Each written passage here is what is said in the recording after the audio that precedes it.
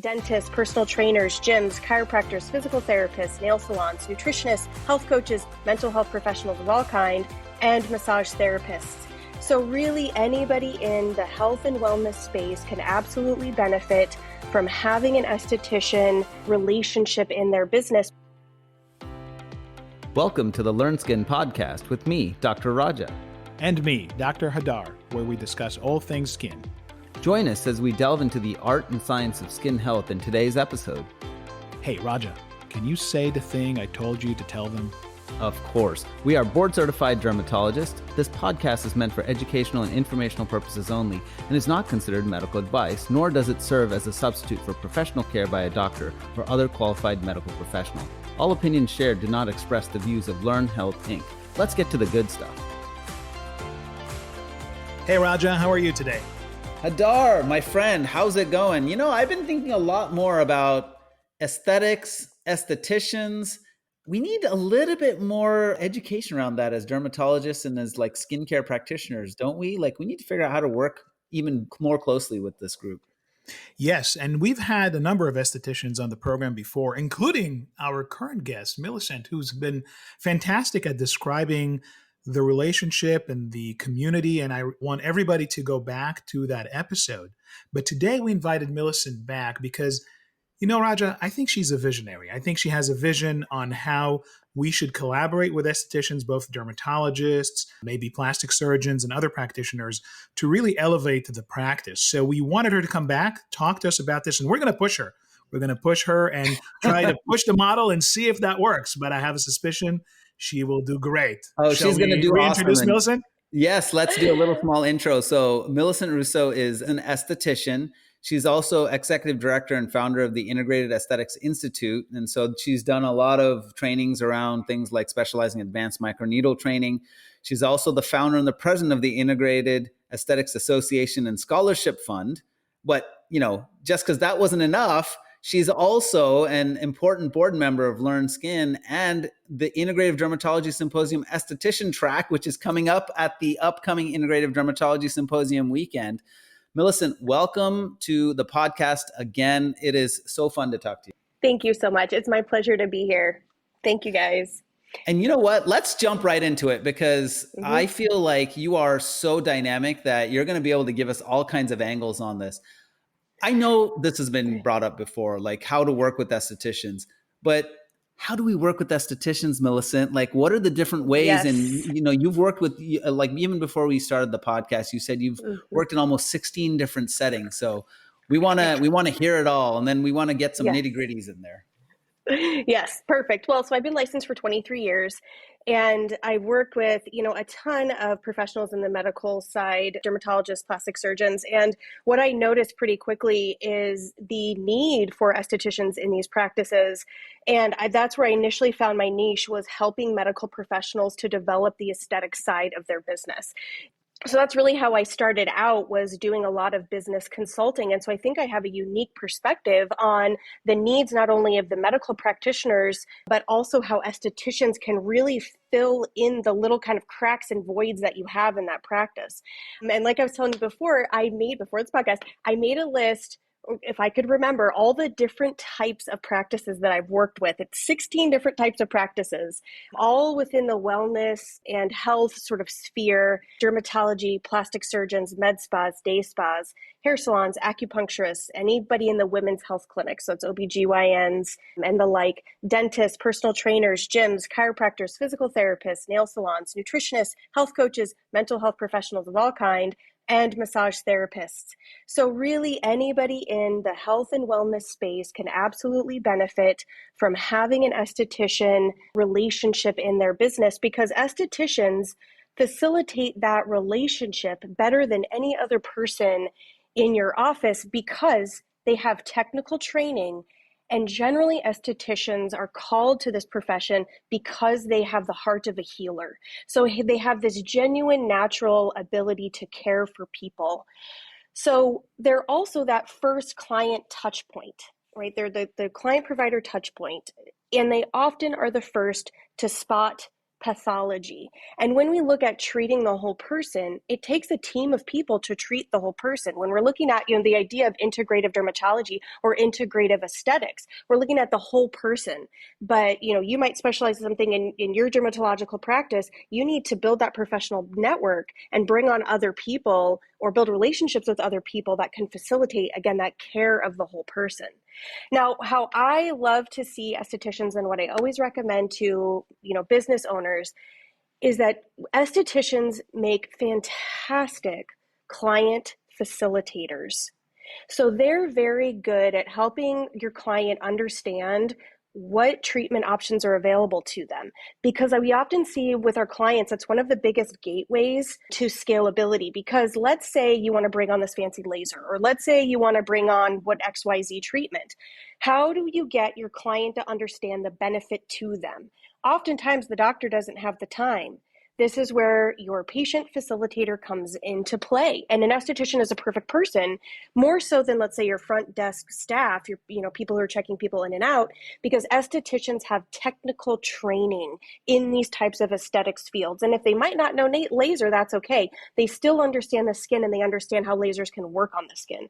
So education, I always think, is the natural facilitator to sales. And there's no one poised better than an esthetician to facilitate that education to your clients.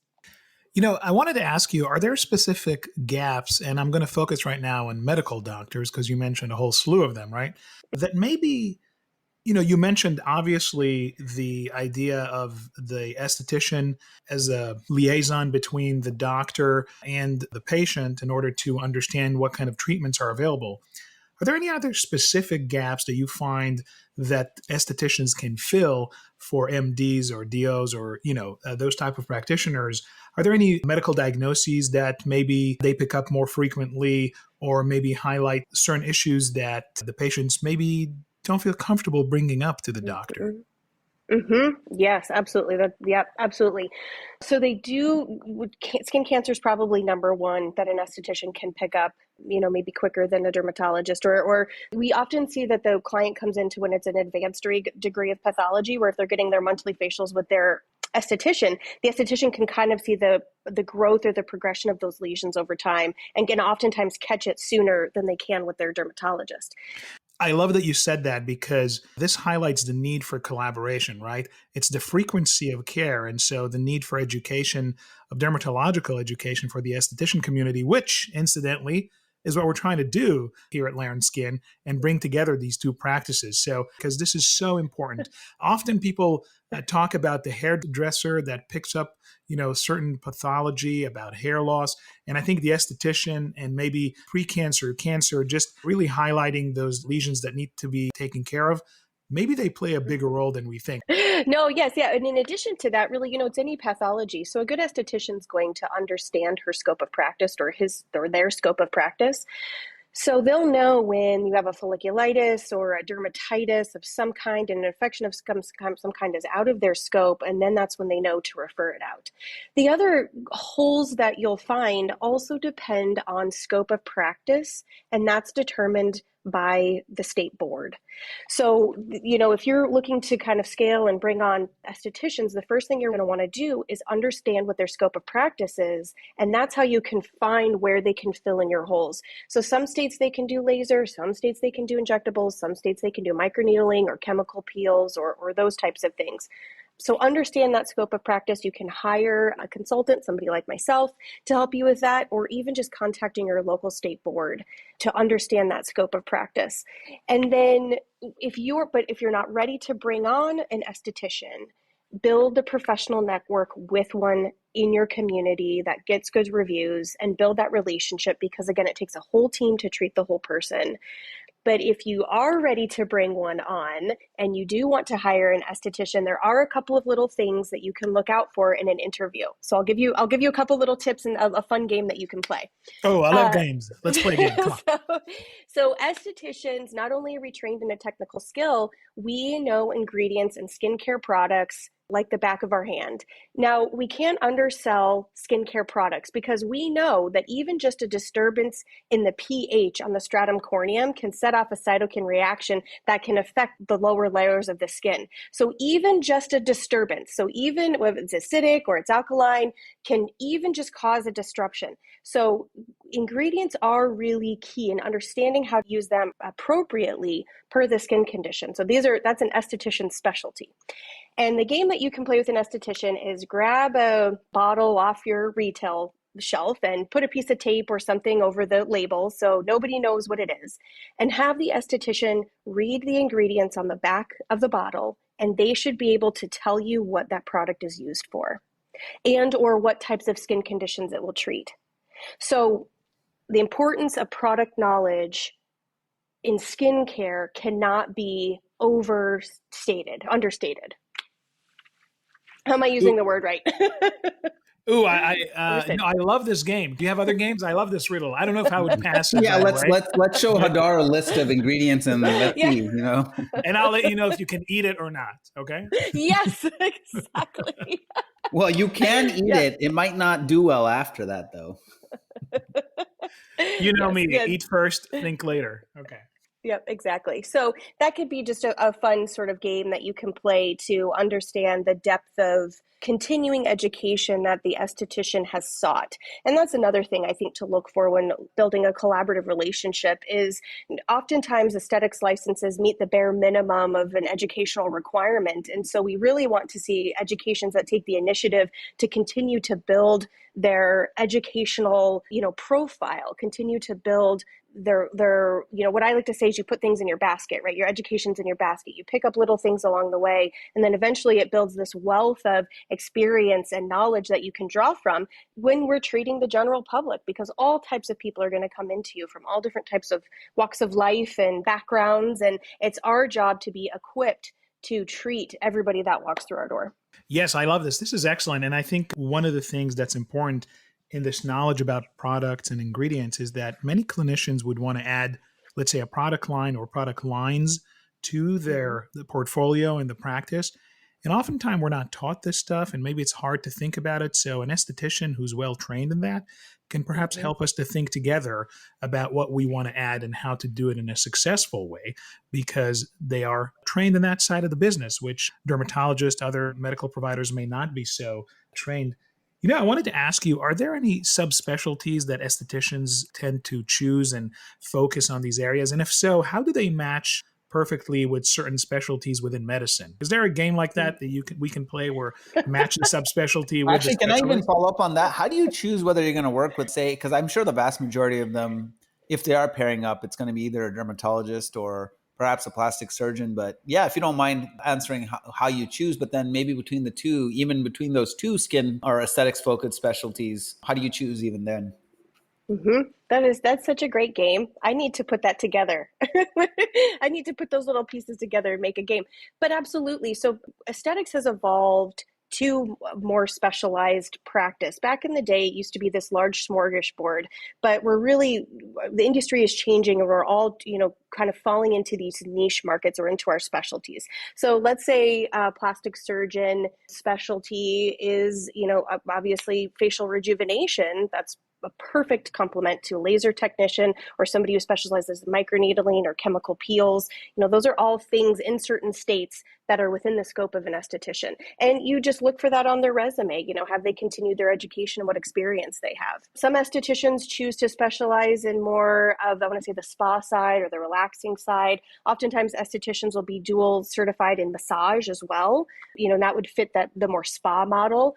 But, you just look for that continuing education and that experience on the resume. And I wanted to ask you, because as now we found the right esthetician that matches our practice, maybe matches our goals of growth for the practice, how do we retain an esthetician? How do we keep one happy? Because obviously these are sought after experts, and they, it's a free market. And I've seen practices where they bring in an esthetician and that person, for whatever reason, decides to leave. Now, this can be, because they're not treated well, but also sometimes, competitive practices, maybe not play nice. And so they get a better offer, they take clientele. You start to get all these little games that maybe people don't want to talk about, but I'd like to bring to the surface. How do you handle these issues in a professional way that keeps everybody happy? Yeah, that's really an important part of, all working relationships, is making sure that everybody feels valued and appreciated. I think oftentimes estheticians feel intimidated or perhaps undervalued when they work in a more medical type practice. So I think being mindful to recognize the esthetician's value and making sure that they really feel that. But also, estheticians love to learn. That's another one of our little quirky traits. So if you bring on an esthetician, teach her stuff. Teach her how to do stuff. For instance, in the state of Arizona, you don't need a special certificate or license to become a medical assistant. So I remember one plastic surgery office I worked with, he taught me how to remove sutures because that was under his oversight and that was within the legal workings of our state. And that was great for me. I felt like he trusted me to help facilitate the patient care, and that further connected or solidified that relationship. Millicent, I have another question for you. One of the things that I've also noticed is that sometimes people will ask about giving tips. We'll have our patients come and talk about giving tips to the esthetician. I suspect because it's more, they feel like they're not happy to see us all the time, but they're pretty happy to see the esthetician. So I'm curious what your thoughts on that is. Like, what are the different reimbursement models that are out there? And I'm not asking for what you think is the best, but what are the different models out there? Yeah. So you can hire on as a traditional W-2.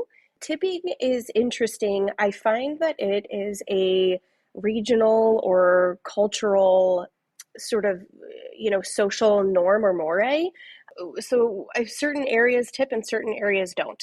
So, and traditionally in medical practices, a tip is not expected. But to compensate for that, usually a higher hourly wage then is expected from the esthetician. Of course, when you're a W-2, you provide all the supplies and tools that they're needed, or you can hire one on as a subcontractor or 1099. And that's where they would bring in all of the products and then, of course, bill you and act as sort of that subcontractor. Perhaps they even rent the space from you. That relationship tends to be a little bit more different. I don't always find those relationships to work as cohesively as when the esthetician is in a W-2 position. They also can operate on commission as well. We see that frequently with retail sales, is the esthetician will get an additional commission on the retail sales. So there's an incentive there. Excellent. Millicent, you mentioned other practices, which I think most people don't necessarily think of an esthetician as the person that they will meet when they come through the door to a gynecologist or an acupuncturist. Can you describe those models, how the esthetician really elevated the practice in those scenarios? Yeah. So when we think of wellness, we think of caring for the whole client, right? So that's our wellness sort of model, is the intention to care for ourselves and to be as whole or as complete as well as we possibly can. So an esthetician fits in that model because they help that outward appearance. Unfortunately, we do live in a culture where we're all kind of looking at ourselves and judging ourselves. And, I see this spot or this wrinkle. And an esthetician really can come in and help alleviate some of those issues that people feel with their outward appearance. And once you get into a service with an esthetician, it becomes more than that, to be honest. It really comes more of caring for the whole person and caring for their soul, because you're touching the other human being and you're transmitting that energy. It's a sharing of energy and healing with the other person. So yes, we focus on the outward appearance. Healing really goes much deeper than that.